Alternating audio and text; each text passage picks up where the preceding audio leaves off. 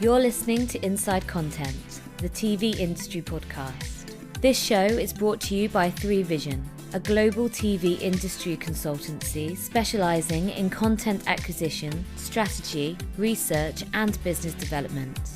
Each episode, we give you VIP access to the views and experiences of senior TV executives and discuss the latest TV industry trends and insights.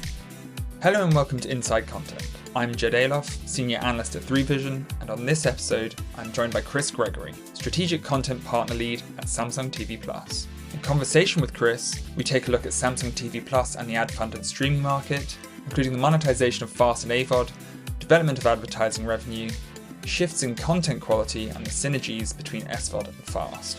We also discuss the role of sports content in the space and its growth potential, as well as the well-known challenge of accessing data. Hi Chris, thanks for joining us on Inside Content. I think we had Paul and Benedict on last year, and it's great to have you come back and give us a little update on what Samsung's doing in the FAST space. I think the best way to start this podcast and sort of introduce the audience to you is just give a brief outline of what you do at Samsung and your remit. Yeah, sure. Hi Jed, hi everyone. I feel a bit of under pressure because Pauline and Benet's podcast last year was a very good one. My name is Gregory. I've been at Samsung for nearly 5 years now. I am Strategic Content Partner Lead for Samsung TV Plus Europe. I'd say 70% of my time is day-to-day partner management, making sure that the partners we have are sort of well-serviced, but also through those relationships launching great new content on the service. And I'd say the other 30% is really kind of new business and special projects, launching channels, not only in Europe, but also across the globe. And I've also got a focus really on sports partners, channels and rights as well. Okay, great. I mean, that's quite the sort of job to do. Like there's a lot to do there. So just to start off, we're obviously seeing the US is by far the biggest market in FAST. It's probably sort of 1 to 2 years ahead of most of other markets. But where else do you see most of the growth happening, both from a content and an advertising perspective? Yeah, it's a question or a point I basically have for literally every partner call, whether existing or new, about the US. Obviously, we are very fortunate that our US team were very early sort of adopters of the FAST. I would almost say they almost created it in the US at Samsung TV Plus. And again, like depending on what reports you read, the US is still maybe 2, maybe 4 years ahead of other markets. I suppose it's really, again, benefit for us being the global number one global TV manufacturer and have been for 18 years is the fact that I suppose the US is being the biggest country in terms of scale, has the most devices, it has one language. The ultimate challenge is the fact that we've got 16 countries here in Samsung TV Plus Europe. We've got multiple languages. And it's also the fact the ads market uses that scale in the US to really sort of drive huge revenue for partners, both from us and from other platforms. But yeah, I think from a European perspective, we've seen some really strong growth. And I think that really comes from sort of not only sort of working with really strong partners, but also the fact that we are being able to market and channels being discovered both on and off platform. I suppose one challenge we've always had to tackle with Europe is the fact that in the US, cable has been kind of the go-to platform. The idea of free TV has always been a very strong, I suppose, mechanism for success in FAST in the US. And you only have to switch on one of our TVs. You see Samsung TV Plus right next to the likes of the BBC's, the BBC iPlayer, the ITV's This World, where they're offering great free content as well. I suppose what we're seeing in Europe is UK and Germany are kind of our gold standard in terms of not only scale of devices. I suppose the broadcast partners have always been, one eye open with FAST. And we're seeing some really good results in terms of the revenue as well, largely driven by our Samsung ads team here in Europe. But saying that, we've seen some really nice growth in France, Italy, and Spain with some really sort of key partner launches. And despite lower devices, the Nordics and the Benelux are really active as well. So I suppose with one of my jobs is I'd get a brief from a partner or a proposition, and I would share it amongst all of our country managers across the whole of the territory. And they would really decide based on their own content strategy what would work for them. But yeah, I think growth across Europe and also the world for FAST in terms of the 27 territories that we're in, we've seen some really positive numbers from when I first started 5 years right up to today, with some really exciting plans for next year as well. Okay, great. I mean, that's exactly what sort of we hear. Europe being one of the major growth markets, but also I want to get your sort of opinion on the MENA region. Is that one of the key growth markets for you as well going forward? Yeah, absolutely. Yeah, we launched in the Middle East on the 26th of June, so still pretty fresh. And again, what's really exciting about it is we've got some really key partners. So we work with Shahid in terms of sort of the local channels that we launch, but also the likes of the BBCs, the Banijés and the Blue Ants to hit our minimal viable product. Safe to say, when we were launching channels 5 years ago, we didn't have that quality. It was more user generated, not that broadcast quality, and also less hours and less refresh as well. So it's been a really exciting, and as you can tell by the grey hair, quite a stressful time to always launch new territories, but it's going very well. And I think the expansion will continue for Samsung TV Plus across the world, and again, really leverage from our global scale.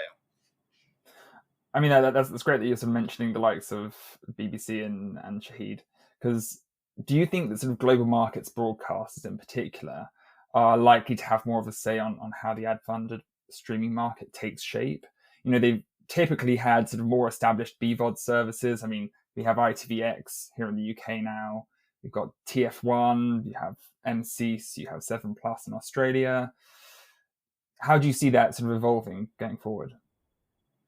Yeah, and I think of, just to think when I was, and this is probably showing my age a bit, but I was born in the 80s. I won't say whether it's the top or tail of the decade, but I've grown up on, there's a big shock when Channel 5 came into play in the UK. I think like the PSBs, the BBCs, the ITVs, the Channel 4s, and the equivalents around Europe, they are fundamentally the foundation of TV and broadcast. I think what's really great, and I think very fortunate to work at Samsung, where we have an ecosystem that not only has Samsung TV Plus, but also that kind of the BVOD feels, the SVOD players as well. I think, again, we've probably seen from recent launches and different regulations that the PSBs and sort of like the more traditional players will always have a say. But what's really great is the fact that they are also adopting to cord cutting. We also work with a number of them within the FAST landscape as well. So I think traditionally they'll always have a say and they'll always want to be found. And again, I think it's from like a manufacturer point of view or like an OEM level that we need to still work for them, establish great partnerships, make sure their content is found, but also the fact that they are, moving into FAST, it shows that, they are looking to the future as well as their more traditional business. I remember when I was younger on ITV, I'd watch an episode of Hell's Kitchen, for example. And now on not only Samsung TV Plus, but multiple FAST platforms, there's a 24/7 curated linear channel for Hell's Kitchen. So I think they will always have a say, but it's always very encouraging when they move into FAST and to other, let's say, elements of our ecosystem to deliver great content for the viewer to find. Yeah, I mean, and would you say, because they obviously have a much more sort of localized product a lot of the time, they're sort of, as their name suggests, they're sort of national broadcasters, a lot of them. Do you find their content working particularly well on your platform? Yeah, simple, yes. Yeah. I think that's kind of one of our strategies, really, is that we look now for that real local, high resonating content, and the likes of, say, like ITV delivering not only Hell's Kitchen, but we did an exclusive deal with them with the Graham Norton show at the beginning of the year. That's content that we know that from a traditional background, and we see that because, again, we can cover what is released or what is available on our ecosystem via our ACR data, what is popular amongst the viewers to make those decisions, how we move into FAST, how we move into exclusivity, how we do partnerships, what content we're looking for. And I think it's those big names, whether it's the broadcasters or the shows themselves, particularly at a local level, that's exactly what is driving the service. Not only is it like driving maturity, which again, we've come a long way from the 5 years from when I first joined Samsung and Samsung TV Plus, but also the fact that it's something that people know. That's how we can draw people in. That's how we can keep viewership and engagement up and increasing to go up. And that's what advertisers want. They don't want necessarily, let's say, where we started potentially, say, like American user-generated content in France, for example. Like the advertisers want well-known local content that the viewers can get behind, and the brands know that it's a safe environment to market on as well. So, yeah, Jed, it's absolutely imperative that you work with the local broadcasters in FAST to draw people in. And again, because of the partnerships we have across our ecosystem, we can also say, hey, like we can work on FAST, but let's also drive some sort of promotion from FAST into your sort of traditional BVOD or SVOD platforms as well. The whole idea really for Samsung's perspective is to keep people in our ecosystem, but to also, sell devices as well. But again, my job is to make sure that we're bringing really great local content, but also with a global feel as well. For example, BBC travels tremendously around Europe, but also the world, to the viewer and to the service. That's great. And just sort of shifting gears slightly, one of the challenges we hear in FAST, obviously from a lot of stakeholders, and is obviously where the conversation is progressing, moving to, is monetization in FAST and AVOD. The global market seems to be pretty fragmented at the moment, and especially when it comes to the advertising markets, there are different fill rates, CPMs from market to market, platform to platform. How are you seeing this particular market evolve? And are you seeing any particular sort of trends in how it's sort of going forward? Yeah, I think fragmentation is definitely a word that we get a lot thrown our way. And again, I think it's not just from like a business development or content side, but it's also from our Samsung Ads perspective as well, because they sell not only Samsung TV Plus, but multiple services and products on our ecosystem. I think obviously the US maybe sort of skews opinions and that data where, really it's kind of like a back-to-back ads experience. It's like very sort of further forward, and that's where we have that sort of 2 to 4 year maturity in the US side of things. We're seeing some really good numbers, like year-on-year growth for each market in each country. And I think what is really good is now as we've expanded our footprint, we're not just sort of selling from, let's say, London or from the UK, for example, like we were at the beginning of this journey. But we've actually got like sales teams across Europe, and we've got some really good partnerships. And I think it's not only working with sort of strong SSPs, but also working with SSPs and those monetization platforms at a local level as well. So, everyone always wants to make more money, and that's a kind of a feeling we get from the partners. But again, the strides we've taken in Europe, and I'm sure it's also the same in our other territories like the LATAM, Australasia, and in India as well. We've made huge strides, but we're never going to settle. We always want to improve. And I think from the strategies and things that I've seen already for Q4 going into the next 3 to 5 years, it's going to be a really exciting time for the ads market. But again, it's up to us to bring in the content that drives eyeballs. When I say us, our BD team or our content partnerships team, to bring in the content that brings in the eyeballs, that allows the ad breaks to be seen. So within our 3 departments here in our sort of commercial office that works on Samsung TV Plus, we've got our team. We've also got the product team that also includes the marketing team, but also Samsung Ads. It's very much kind of like a really strong internal partnership and collaboration to ensure that the whole service is ticking along, to make sure the advertising is increasing for partners. But really that comes down to how we market it and also the content that we bring in as well.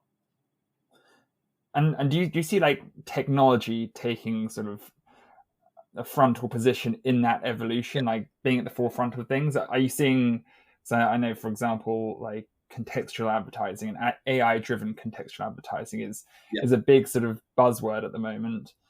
How do you see that sort of being implemented, and at what scale currently do you see that being implemented? Yeah, I mean, it was only a couple of years ago we actually launched our consent management platform for Samsung TV Plus. So again, that targeted advertising environment became available.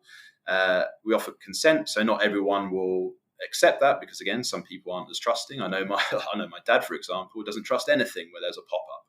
But obviously of a generation like we are, and hopefully most of the listeners are, particularly within the industry, having that kind of a personalized ads experience is what keeps you on services, keeps you on platforms. And that's really what we've targeted, no pun intended. And that's what we'll continue to do as well. And Jed, I think you've probably already mentioned a huge buzzword is AI. So as you would have may or may not seen, there's a big stride in AI in our mobile sort of devices. Likewise, we're looking to see what can be done on the television to really personalize the experience, not just from an advertising point of view, but also sort of like that content level. But I also think that one of my predictions about having my crystal ball in front of me is probably there's going to be a lot of partners, channel partners, PSBs who are coming into FAST or already here will be using AI in terms of making sure that their content's delivered. And I think we're also looking into how AI will develop our service, whether that's through content or through the advertising routes as well. But yeah, I think AI is going to be, it's already been pretty big in terms of buzzwords for this year, but I think you'll see the next step going into 2025. Yeah, no, exactly. So again, going back onto the sort of the content side of things, you're obviously that's where you're mainly focused. The quality levels have been obviously changing fast, like rapidly over the last couple of years. Not that long ago, you had content licenses, resisting exploiting their content on free ad-supported networks and streaming services. And they're sort of more focusing on the SVOD side of things. Would you agree that we are seeing a shift in the perception and the content quality is definitely improving in FAST? Do you think that sort of perception is changing of FAST and the audience that it brings to these? I think so. I mean, I might be biased because I've been working at Samsung TV Plus and I've been working in FAST before FAST was even an acronym. So I probably am a little biased.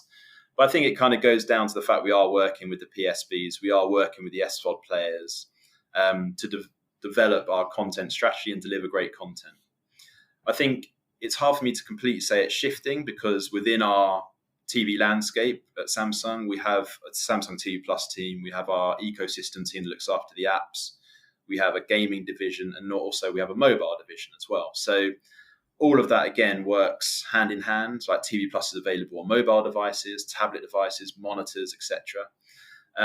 I suppose from a content perspective, here at Samsung TV Plus, we have a licensing team that sort of licenses content in, obvious statement, and helps create our own channels. Our scheduling team makes those, they curate them. Two things from that, obviously it adds kind of like available channels for us to put really premium content into those kind of exclusive windows, like you would have done in a normal sort of licensing agreement, say like 10 years or so ago, and how the SVOD players do it. But we also then have our third party team where I sit, where we're working with the likes of like the ITVs and the BBCs to deliver great content. So we've kind of got those kind of showpiece channels where, again, like our entertainment hub channel, our entertainment mix channel, our comedy hub channel. I remember, Jed, there was one release where our licensing team had launched Narcos and Mad Men on the same release. We had just launched Sky channels as well in the UK. And I kind of sat back and I was like, wow, that's like an incredible like release. And we have a monthly release every Wednesday. So we're releasing a huge amount of channels. But when I saw those kind of that content coming onto our screen, I thought, my God, we've come a long, long way. Kind of an emotional tear in my eye at one point. But I think it's an idea of exclusivity as well that's come in to FAST over the last couple of years. So again, I go back to the exclusive deal that we did in the UK and around Europe for the Graham Norton show. We've done BBC Earth. And obviously you would have seen probably one of our first exclusive deals was Jamie Oliver channel. So all of these well-known household names are now on Samsung TV Plus. And we're looking to do even more deals with the likes of Fremantle, with the BBCs, with ITVs, and also many equivalents around Europe as well. But I think the content, again, comes down to like the amount of hours that are available. So like when we started this journey 5-6 years ago, we were looking for 40 to 50 hours with a 20% refresh a month. Now we're looking for partners to deliver anywhere between 150 to 200 hours, plus a 25% refresh. And of course, there's kind of slight nuances and differences. Like maybe kids' content, we can get away with slightly more, say, duplicated content or repetitive content. My little boy Otto, who's 4, will literally watch the same episode of something over and over again. But maybe a movie channel would ask for 200 hours because there's more available. And we did a deal again at the beginning of the year with Sony. I mean, it's hard sometimes to think that Sony and Samsung would work collaboratively, kind of from a device level, but from a content perspective, it's a great partnership. And that was a pan-Euro deal, bringing some really great content, the likes of Better Call Saul, Breaking Bad, to the service, which again, a few years back, you never thought would be available on FAST. The only pressure is, Jed, is that from a country level, we've then got to add what we've done this year and continue to kind of break the mold, to do those type of deals and to bring more people in. I think if you think as well, like I said, like UK and Germany are kind of the gold standard, but even in France, Italy and Spain, we've done some amazing deals with the likes of Altice in France, Warner Brothers in Italy. And in Spain, we have an incredible deal with RTVE, which again just shows the maturity and the content level of where FAST is going. Like I said, the biggest pressure is then how to maintain that and then take next steps over the next 3 to 5 years. But it's incredible, to be honest, to see, and I think many people would agree, the leaps the content has come into, the leaps and bounds that's taken place between maybe just the last couple of years, really. And I think, I don't often like to say it, but obviously like COVID probably drew people into TV in terms of like making sure that they get that content discoverability.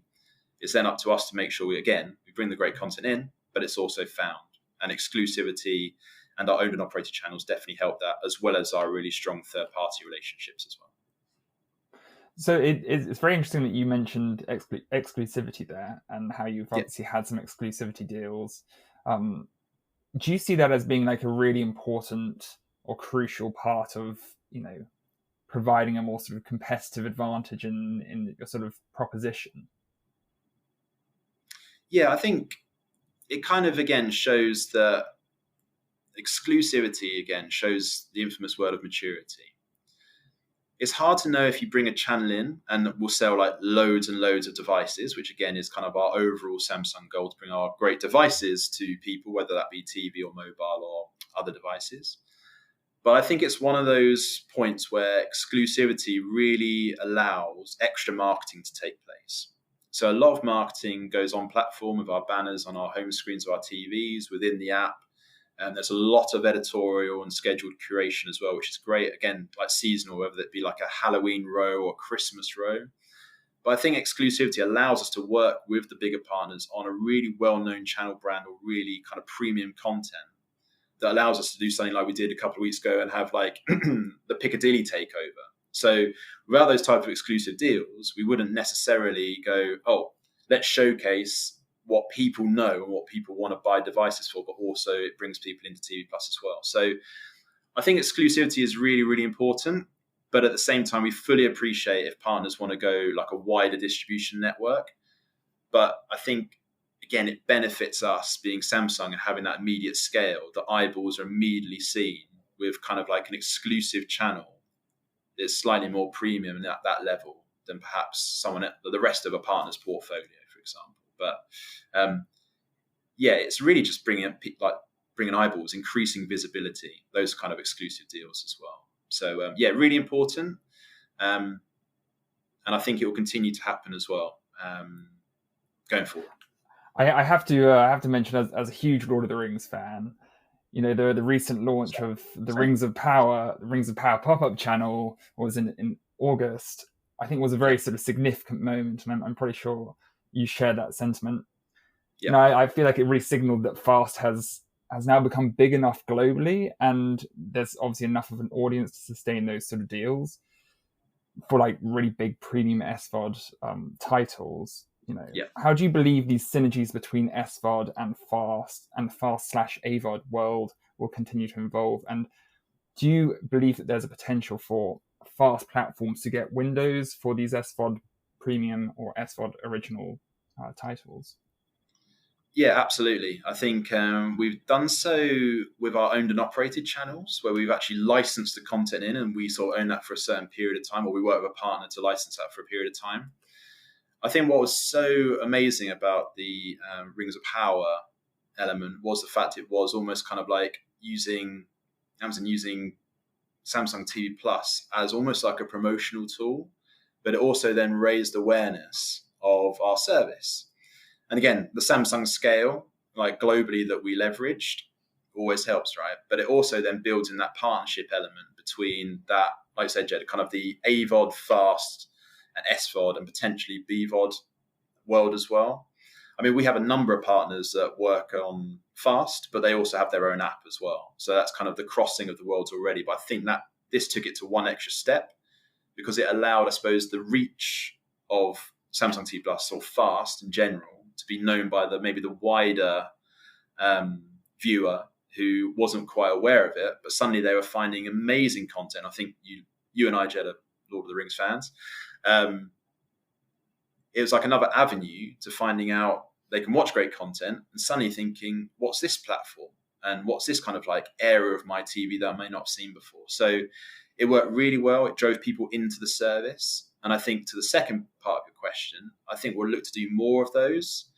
But at the same time, we're also looking for those exclusive windows to actually license content into our owned and operated channels as well. But yeah, really exciting times. And it just shows how far FAST and our service, Samsung TV Plus, has come. Yeah, no, exactly. I mean, it's quite a sort of stark difference, isn't it? That, you're now getting these like really sort of premium titles come onto the platform. On that same sort of vein of things, sports content obviously is another sort of hot topic in FAST. Yeah. With many believing it is one of the more important segments going forward, especially up here in Europe as well. What is your take on that? And what are the types of sports content do you see succeeding in the FAST space? Yeah, it's an interesting one. So when I first joined, or from sort of the birth of FAST in the US, I think like that more extreme sport and outdoor sport side of distribution was really the focus. Particularly in the US, where again, like it's a very kind of topographical country where there's, you go to one corner and it's snowing, it's very outdoors, and it's hot on the other side of the country. There's always kind of really good blend of that kind of like outdoor sports channel that would hit home with quite a large number of people, like kind of a segment of people. They don't necessarily transition that well over into the UK or into Europe when we first launched them. What we've really seen now, and I think we kind of broke the mold when we did the DAZN Fast Plus deal with DAZN back in December 2022, where we had live coverage from Liga 1 in France, La Liga in Spain, and also Serie A in Italy, as well as an exclusive Champions League show. I think that kind of really made people see what was possible in FAST. So again, DAZN, as we already elaborated or we've spoken about, Jed, is like they've got a huge SVOD subscription business. I was actually at DAZN prior to Samsung, so that deal was very close to my heart in many ways. But it was it was the real first sign of having real strong sports rights away from an SVOD player into a FAST environment. And since then, we've done deals with the likes of the PGA. We've done the likes of, we recently did a deal with DFB Pokal, or the German Football Association. And we have exclusive rights of DFB Pokal for non-sports fans. That's basically the German FA Cup in the UK. We have a great relationship in France with L'Equipe. So again, it's kind of working now, I think, in Europe. We won't necessarily launch a whole host of sports channels, but it's really bringing that, I suppose, the big brands to the service, but we're also really looking for live from those as well. And we appreciate that live sports rights are in the millions and the billions. But I think if we can get a channel and we get a basis, then the strategy might even be to have one of the, let's say, the so-called, and again, apologies to all the so-called smaller teams, you might get a smaller fixture into FAST on a regular basis. And again, if you can work and build upon your really strong relationships, then you can drive revenue, drive marketing. And it's not too dissimilar to what we were just speaking about in terms of bringing SVOD content into FAST, but bringing people to sport, which is a passion point. I love sport, I particularly football. But from a Samsung and business perspective, we know that like events like the World Cups, whether that's men's or women's, or even the Olympics, actually sells devices. So like at Samsung level, if you've got that sort of device sales element, why not in FAST have an element around sport that's driving people in to TV Plus and also showcasing it around our ecosystem. I think there's more to come. And again, it comes down to this kind of like a challenge around people spending lots on SVODs, a lot of subscription money, particularly in like the economic climate. But I think sports rights holders are seeing that FAST and hopefully TV Plus, Samsung TV Plus is the place to be. And I think we've got a really strong emphasis on sports. It's just really a case of now delivering that to the user. And again, we'll do it at a local level as well. So there's global deals like we did with FIFA Plus, but we might go into specific either sports or with rights holders at like a UK level or an Italian level or a German level. But also the fact that it's an environment for niche sports as well. So we're not saying no to like the outdoor sports or maybe the so-called smaller sports, but with like let's say an EPG that's open to multiple channels, it is a great area for those niche sports to get distribution where perhaps they wouldn't from a larger broadcaster. But yeah, our focus is definitely more so on the premium level and a real focus on live as well. That's really important to drive people in and really good for marketing as well. And to that point, I mean, that's great to hear. I mean, do you see it as like a distribution opportunity or like an international distribution opportunity for typically sort of localized sports? Like obviously in the US, you obviously have the NFL, the NBA, a lot of those very sort of US centered sports. Do you see FAST and AVOD being a location to sort of increase their reach globally? Yeah, I think so. And I think what's great about working at Samsung TV Plus as well is the teams globally are very, very like aligned. So just because we're in like the UK or in Europe, we do also speak to the guys in the US or the team in the US, in South America, in Australia, New Zealand, India, and also from the service in Korea as well. Like there are sports that are looking for further distribution that aren't so well known. We're not opposed, like you said, Jed, to maybe a field hockey channel in the Netherlands, because that is massive outside of like sort of football and the more sort of mainstream sports. I suppose the only thing is how those more sort of either smaller or niche sports can then bring audience. We're very aware that you've got to have like those kind of live rights to hit that peak and that awareness, and we've also got to market them as well. But yeah, there's no reason why, from a local content strategy as well, why we shouldn't have the likes of, say, like you'd have the FIFA Pluses and the PGAs, but then you'd also have maybe the rights holders very local to that country as well. And I think that really, again, shows the granularity that we're looking into.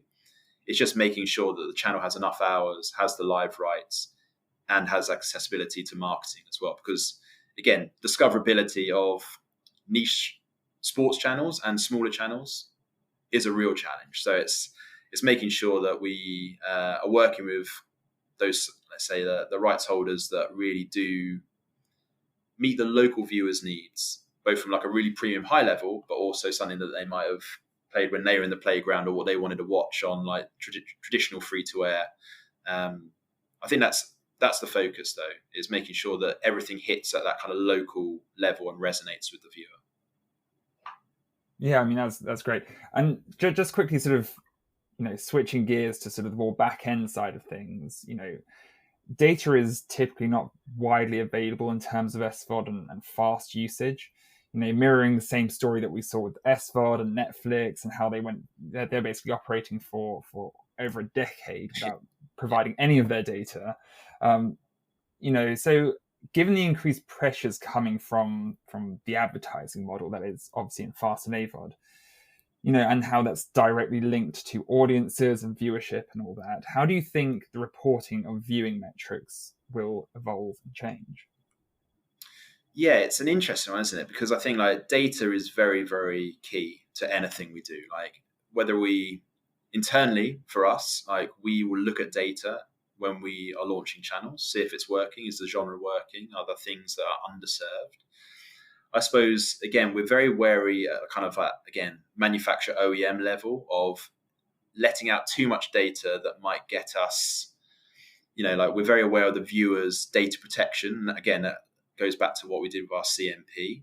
But I think we as a business, are very good at doing things like white papers. We have the Behind the Screens initiative, where we get partners in and we allow like our stats and our data and our metrics to be sort of packaged and delivered to the wider world within the sector, whether that's from an advertising point of view or for our content partners. We see kind of the worlds really blending. And again, like I said, Jed, like revenue in FAST is always being looked at. So why not have a channel or content partner being part of an advertising conversation as well? From a partner perspective, they will get their performance data from a platform when they go live on our service. So they will always have kind of the viewership, users, the minutes. So we don't leave them completely blind to what their channel is doing. And again, we also hold kind of like business reviews and maybe put things into context from the wider service. But I think we do a good job, but it's one of those things we just have to be a little bit too wary of how much we give, just because we have to protect our viewer and our users, basically. But again, we'll also host events. We're very open in terms of letting people know what we're doing, what we're looking to do. And we're also looking at how to develop sort of data sharing as well, whether, again, it be from an advertising point of view or from a content or channel partner perspective as well. But yeah, fully agree. It's taken a lot of the major players to share that sort of data. So we're very wary that data makes the world go around in many different elements or areas of the advertising and content perspective. So we try our very best to share what we can. And like I said, we make data-based decisions. So why shouldn't the partners that we work with as well? And just to have a little bit of your insight into what you're seeing in the data, are you seeing any like key trends that are changing from market to market? Are you seeing this certain types of content is being viewed more in the US versus Europe, or is there anything that sort of high level that you've noticed? Yeah, absolutely. I think the really key thing is like the localization of content. So we see like the local channel partners really driving performance and really driving the key metrics. Even partners that might have, say, like English content, but they dub or they subtitle their content, also then hits a good mark with that local viewer. It's almost like the effort has been made. We're not just launching other like sort of language content just to build up numbers. We are thinking about the user. Interestingly, kind of single IPs, like we always say, works very, very well. I think like from a more aggregated channel where you're kind of scheduling multiple bits of content into kind of a branded channel, sometimes can be a challenge about kind of necessary marketing or visibility on the content. But I think from like generally across Europe, we see live news doing very well. We see kids doing particularly well, particularly around the holiday season. And again, things like live sport has its real sort of peaks when the live events are on, whether that's live on the channel or, again, like sports channels doing very well when the Olympics is on, for example, as well. But I think what's really, really good from my perspective and the business's point of view is we have seen viewership go up and the numbers of people coming into FAST, but also the engagement. So people are actually staying to watch the channel. It's not just kind of like you're flicking on to see what this channel is all about. They're actually putting down the remote control and leading to longer view time, which in turn leads to further or kind of an increased number of ad breaks as well, which kind of the data definitely shows. So we've got a great insights and analytics team as well that kind of definitely goes into the weeds a bit more than I am. They're far more cleverer than I am. And that's where we kind of go, right, let's say from a content perspective, because that's my focus, as you said, we will make data-led decisions in terms of what we're seeing working. And we might limit amount of channels in a particular genre that we launch, or is there something that we should just really focus on and go sort of hell for leather on it as well? But two real things is the fact that it's localization and the bigger brands that are well known to that viewer, or the global brands that are kind of like well known, again, like the FIFA Plus of this world. That's where the data's pointing to in terms of the performance across all genres. Great. And finally, I don't know how much you can reveal this close to MIPCOM, but can you give us a little sneak peek at what's coming to Samsung TV Plus in the next couple of months, especially now we're edging towards the holiday season? Yeah, I don't want to give away too many of my MIPCOM secret nuggets away, but yeah, I think we've got there's going to be a focus now on festive content, both in terms of partners and maybe some of our owned and operated channels as well. So we often start doing our festive, let's say, strategy and rollout and activation around now up until sort of the beginning of January. It's amazing, again, like the traditional nature of like seasonal content driving viewership. I think next year, for 2025, there's a big continuation. I can't give too much away, but already in our release or on our sort of channel release pipeline, more broadcast quality. And I think there's also going to be a really big push on VOD as well. So within the service, we have a huge amount of linear channels. I think it's around about 2,500 to 3,000 globally, about 1,800 linear channels in Europe, and that will grow between now and the end of the year. But we also want to really start pushing VOD in terms of getting partners to upload and deliver kind of real premium assets that we can market, but also making sure we add to like the discoverability factor for our users. So at the moment, we've got 2 tabs for movies and kids, say in the UK and in multiple countries around Europe, where again, it's that kind of feeling of here's the VOD, here's the linear, as well as the EPG. So I think VOD will be a really big push, and again, just showing extra levels of maturity. And again, it'd be interesting to see if there's any more partnerships that we can do that blends our ecosystem together, whether that be, again, SVOD players working with us in FAST to promote kind of a footprint of big series. We'll have to wait and see. But again, big focus, premium, broadcast quality, and something that really resonates with the local viewer. Great, a lot to look forward to then. Well, I hope so. Thanks again for coming on, Chris. It was really great to get your insights onto what's going on FAST now. And obviously, you know, we'd love to have you back on probably in the future, just sort of get an update on where Samsung TV Plus is at. I'm sure there's, as you said, a lot in the pipeline. So looking forward to see where you go from here. Yeah, great. Yeah, let's book in the same time next year, and I'll tick off what we've done and what we haven't done. But yeah, thanks very much for having me. It's been a really good experience, and hopefully everyone's found it very informative. So thanks again. Great. Thanks a lot, Chris.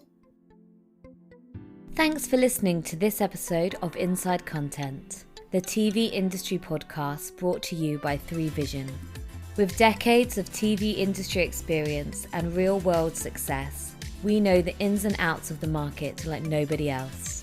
To learn more about our TV consultancy services, head to 3vision.tv.